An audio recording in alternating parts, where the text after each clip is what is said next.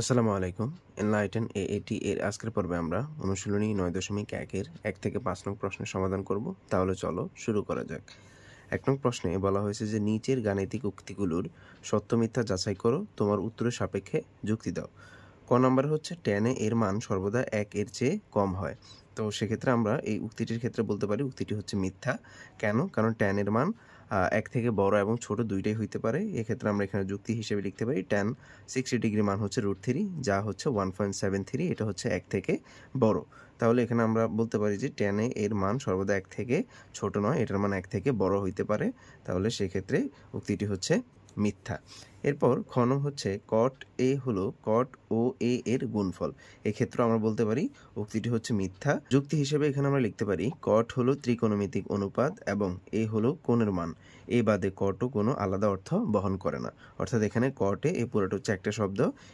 এক্ষেত্রে আমরা বলতে পারি উক্তিটি মিথ্যা। a এর কোন একটি মানের জন্য sec এ সমান হচ্ছে 12/5 হবে। তো সেক্ষেত্রে এখানে আমরা লিখে নেই, এটা হচ্ছে একটা অঙ্কের মতো। এই অঙ্কটির সমাধানের ক্ষেত্রে আমরা এখানে লিখতে পারি sec এ সমান হচ্ছে 12/5। sec এ মানে কি? sec এ মানে হচ্ছে 1/cos এ। তাহলে এখানে আমরা sec এর জায়গায় লিখতে পারি 1/cos এ, আর এখানে হচ্ছে 12/5। তাহলে এখান থেকে যদি cos এর মান বের করতে চাই তাহলে cos এ সমান হবে, এটা জাস্ট উল্টায় যাবে, উপরে 5 হবে, নিচে 12 হবে। অথবা আমরা যদি এটাকে এই আর গুণ করতাম তাহলে এখানে হয়তো 12 cos a সমান, এখানে এই 5 এর সাথে 1 গুণ করলে এখানে হতো 5, বা এখানে আমরা লিখতে পারতাম cos a সমান হচ্ছে 5/12, বা আমরা এখানে কিন্তু এই একবারে লিখতে পারি। তাহলে সেক্ষেত্রে এখানে cos a সমান 5/12 হয়। এখন এখান থেকে যদি আমরা এর মানটা বের করতে চাই, এটাকে এই পাশে রাখবো, আর এই cosটাকে যদি আমরা ওই পাশে নিয়ে যাই তাহলে এটা হবে cos ইনভার্স, আর এখানে হচ্ছে কত 5/12। এখন ক্যালকুলেটরের মধ্যে আমরা যদি এই ব্যাপারটা তুলি, এর জন্য আমাদেরকে প্রথমে কি করতে হবে? শিফটে চাপ দিতে হবে। এরপরে এই যে cos এর উপরে cos ইনভার্স লেখা আছে, এখানে চাপ দিলে আমরা এই যে cos ইনভার্স পাবো। এরপর আমরা এখানে যদি 5/12 এটা যদি উঠাই এবং ইকুয়ালে চাপ দিলে এখানে আসে কত? 65.37। তো সেক্ষেত্রে এখানে আমরা লিখতে পারি বা এ সমান হচ্ছে 65.38 ডিগ্রি, অর্থাৎ এ এর 65.38 ডিগ্রি মানের জন্য sec এ সমান হচ্ছে 12/5 হবে। তো এখানে আরো একটা প্রশ্ন আসতে পারে যে আমরা তাহলে এটা করলাম না কেন? এখানে যদি আমি sec কে রেখে দেই, এখানে যদি আমি a কে রেখে দেই তাহলে এখানে থাকবে হচ্ছে sec ইনভার্স 1, এখানে হচ্ছে কত? 12/5। কিন্তু এই ব্যাপারটা তো ক্যালকুলেটরে তোলা যায় না, যে sec ইনভার্স 1 এটা ক্যালকুলেটরে নাই। এজন্য আমরা আগে এটাকে cos এর মধ্যে নিয়ে আসছি, এরপরে এখান থেকে আমরা মানটা বের করেছি। পর ঘন হচ্ছে cos হলো cotangent এর সংক্ষিপ্ত রূপ। এটাও উক্তিটি হচ্ছে মিথ্যা, কারণ আমরা জানি cotangent এর সংক্ষিপ্ত রূপ হচ্ছে cot, আর cos হলো cosine এর সংক্ষিপ্ত রূপ। তাহলে এখানে আমরা যুক্তি হিসেবে লিখতে পারি cotangent এর সংক্ষিপ্ত রূপ হচ্ছে cot এবং cos এর পূর্ণরূপ হচ্ছে cosine। এই পর্যায়ে আমরা ২ নং প্রশ্নের সমাধান করব। এখানে বলা হয়েছে sin এ সমান 3/4 হলে এই কোণের অন্যান্য ত্রিকোণমিতিক অনুপাত নির্ণয় করো। অর্থাৎ এখানে sin এর মানটা দেওয়া আছে, এখান থেকে ত্রিকোণমিতিক যে অন্যান্য আ আ অনুপাতগুলো রয়েছে, অর্থাৎ cos, তারপর হচ্ছে cosec, তারপর হচ্ছে sec, tan, cot, এই সবগুলোর মান আমাদেরকে বের করতে হবে। তো এখানে আমরা লিখে নিছি যে দেওয়া আছে sin এর সমান হচ্ছে 3/4, বা এখান থেকে কিন্তু আমরা লিখতে পারি sin মানে হচ্ছে কি? লম্ব বাই অতিভুজ। sin মানে এই sin এর জায়গায় আমরা লিখতে পারি লম্ব বাই অতিভুজ সমান হচ্ছে 3/4। অর্থাৎ এখানে লম্বের মান হচ্ছে কত? লম্ব হচ্ছে 3 এবং অতিভুজ হচ্ছে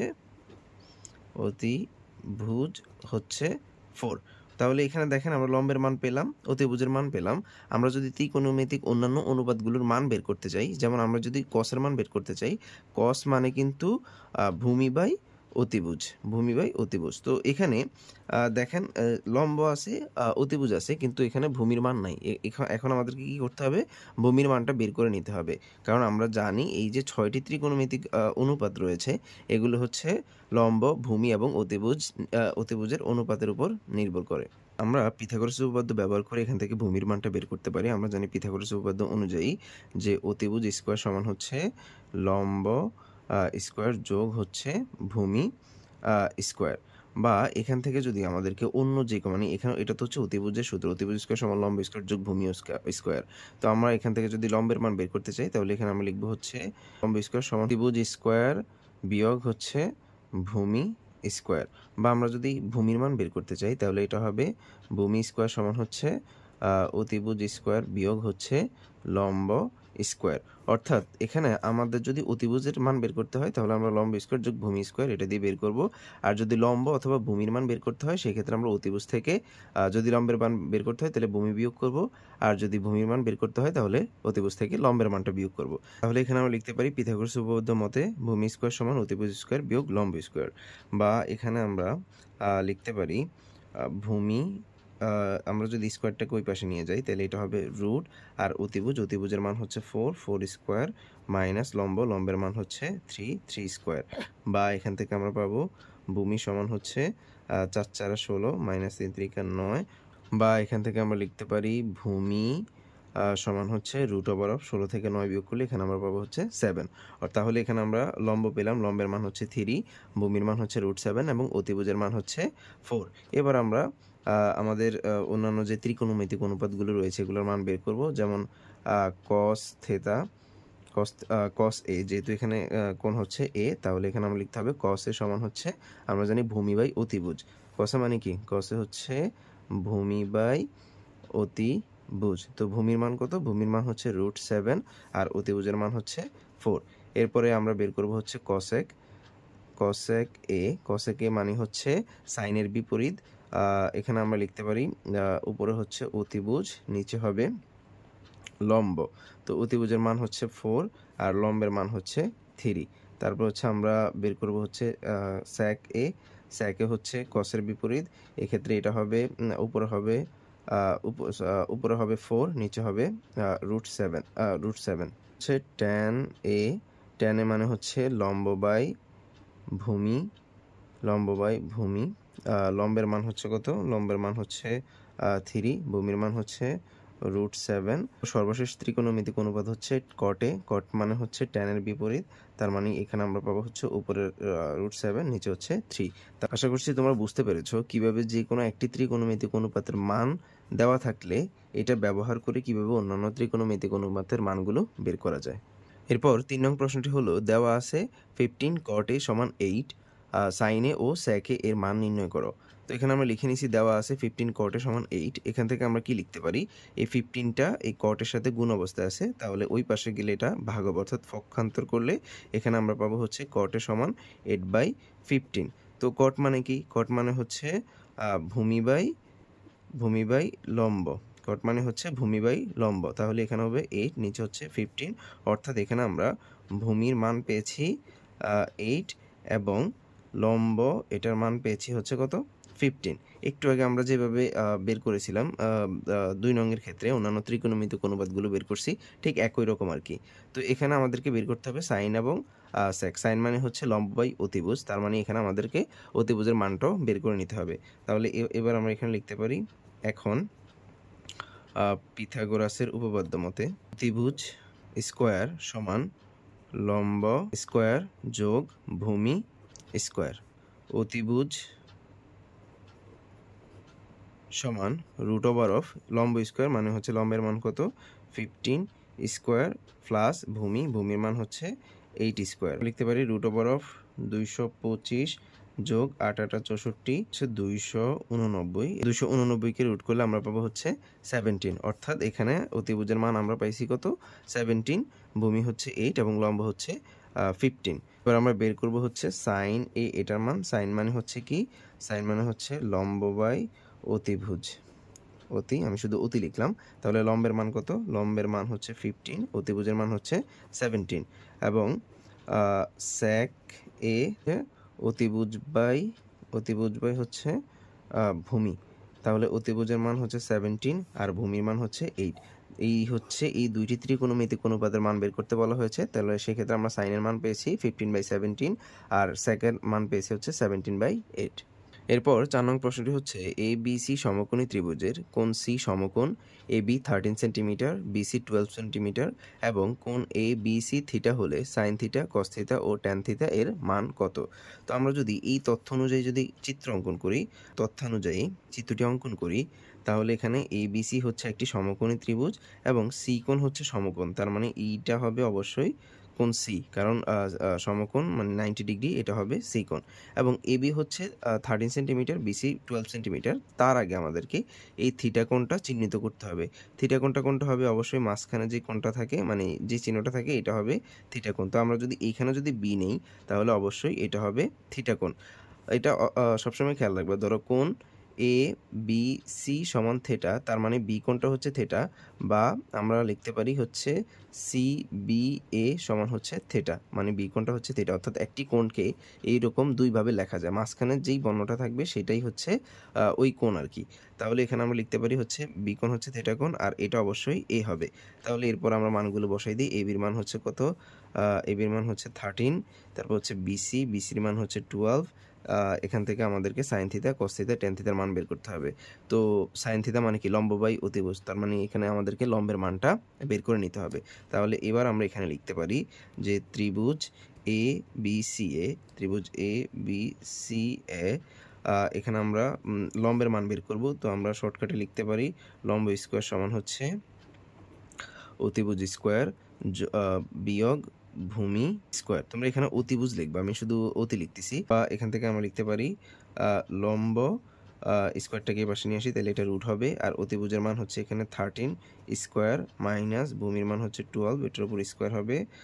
তাহলে এখানে আমরা লিখতে পারি 13 স্কোয়ার মানে হচ্ছে 169, 12 স্কোয়ার মানে 144, বা এখানে পাবো হচ্ছে √25, বা এটা ক্যালকুলেট করলে এখানে আমরা পাবো হচ্ছে 5। অর্থাৎ এখানে লম্বের মান হচ্ছে 5, এই বাহুটার মান হচ্ছে কত? 5 সেন্টিমিটার। এবার আমরা সাইন থিটার মান বের করতে পারি। সাইন থিটা মানে হচ্ছে লম্ব বাই অতিভুজ, এখানে লম্ব হচ্ছে এসি, অতিভুজ হচ্ছে এবি। তাহলে এখানে 5/13, তারপর হচ্ছে কস থিটা, কস থিটা মানে হচ্ছে ভূমি বাই অতিভুজ, ভূমি হচ্ছে বিসি, অতিভুজ হচ্ছে এবি, তার মানে এখানে হচ্ছে 12/13। এবং ট্যান থিটা, ট্যান থিটা মানে হচ্ছে লম্ব বাই ভূমি, লম্ব হচ্ছে এসি, ভূমি হচ্ছে বিসি, তার মানে ট্যান থিটার মান পাবো হচ্ছে আমরা 5/12। আজকের পর্বে সর্বশেষ 5 নং প্রশ্নটি হচ্ছে এবিসি সমকোণী ত্রিভুজের বি কোণটি সমকোণ ট্যান এ সমান √3 হলে √3 সাইন এ ইন্টু কস এ সমান 3/4 এর সত্যতা যাচাই করো। তো এখানে আমরা লিখতে পারি যে দেওয়া আছে ট্যান এ সমান হচ্ছে √3। তো ট্যান এ মানে কি? ট্যান মানে হচ্ছে লম্ব বাই ভূমি, লম্ব বাই ভূমি। তাহলে এখানে দেখেন লম্বের মান কত, মানে এখানে √3 লিখতে পারি, আর এই ভূমির জায়গায় এখানে আমরা লিখতে পারি হচ্ছে 1, মানে এটার √3 নিচে কিছু নাই, মানে কিন্তু 1 আছে। তার মানে এখানে আমরা পাই লম্ব সমান হচ্ছে √3, এবং ভূমি হচ্ছে কত? 1। তো এখানে সাইন কসের জন্য অবশ্যই আমাদের অতিভুজের প্রয়োজন আছে। এর জন্য আমরা এখানে লিখে নিলাম পিথাগোরাসের উপপাদ্য মতে। এখানে আমাদের লাগবে হচ্ছে অতিভুজের মান। তাহলে এখানে আমরা লিখতে পারি অতিভুজ স্কোয়ার সমান লম্ব স্কোয়ার যোগ ভূমি স্কোয়ার। আমি আবার বলছি, তোমরা এখানে অতিভুজ সম্পূর্ণ কথাটা লিখবে, আমি জাস্ট এখানে অতি লিখতেছি। আবার লম্বর জায়গায় তোমরা কিন্তু চাইলে বিপরীত বাহু লিখতে পারো। এটা লিখতে পারো হচ্ছে লম্ব এর জায়গায়, আমরা কিন্তু প্রথম পর্বে এই বেসিক ব্যাপারগুলো আলোচনা করেছি। আবার ভূমির জায়গায় তোমরা চাইলে কিন্তু সন্নিহিত বাহু লিখতে পারো, সন্নিহিত বাহু, এই দুইটা ব্যাপারও কিন্তু চাইলে তোমরা লিখতে পারো। তাহলে এখান থেকে আমরা লিখতে পারি অতিভুজ সমান হচ্ছে √of লম্ব স্কোয়ার, লম্বের মান হচ্ছে কত? √3, এটার উপর স্কোয়ার যোগ ভূমির মান হচ্ছে 1, এটার উপর স্কোয়ার, বা এখানে আমরা পাবো এই √ স্কোয়ার বাদ থাকবে 3 প্লাস 1 এর উপর স্কোয়ার মানে হচ্ছে 1। তাহলে এখানে পাবো হচ্ছে √4 মানে হচ্ছে 2। অর্থাৎ এখানে আমরা অতিভুজের মান পেয়েছি কত? 2 পাইছি। এবার আমরা লেফট হ্যান্ড সাইড দিয়ে এই ব্যাপারটা প্রমাণ করার চেষ্টা করব। লেফট হ্যান্ড সাইড হচ্ছে √3 সাইন এ ইন্টু কস এ। √3 ইন্টু সাইন এ মানে হচ্ছে লম্ব বাই অতিভুজ, এখানে লম্বের মান হচ্ছে √3 আর অতিভুজের মান হচ্ছে 2, ইন্টু কস মানে হচ্ছে ভূমি বাই অতিভুজ, ভূমির মান হচ্ছে 1, অতিভুজের মান হচ্ছে 2। তাহলে এখানে আমরা এটার নিচেও কিন্তু 1 আছে, 1 2 আর 2 গুণ করলে 2 একে 2, 2 2 4, এখানে আমরা 4 পাবো। √3 সাথে √3 গুণ করলে √3 হোল স্কোয়ার, এখানে 1 দ্বারা গুণ করলে √3 স্কোয়ার হবে, অর্থাৎ এখানে হবে √3 হোল স্কোয়ার। তো এখান থেকে আমরা লিখতে পারি এই √ স্কোয়ার বাদ এখানে থাকবে 3, নিচে হচ্ছে 4 সমান রাইট হ্যান্ড সাইড। সুতরাং left hand side equal to right hand side হচ্ছে সত্য। এখানে সত্যতা যাচাই করতে বলা হয়েছে, তাহলে এখানে আমরা বলতে পারি লেফট হ্যান্ড সাইড সমান রাইট হ্যান্ড সাইড সত্য। আজকে এই পর্যন্তই, দেখা হচ্ছে পরবর্তী ক্লাসে। আল্লাহ হাফেজ।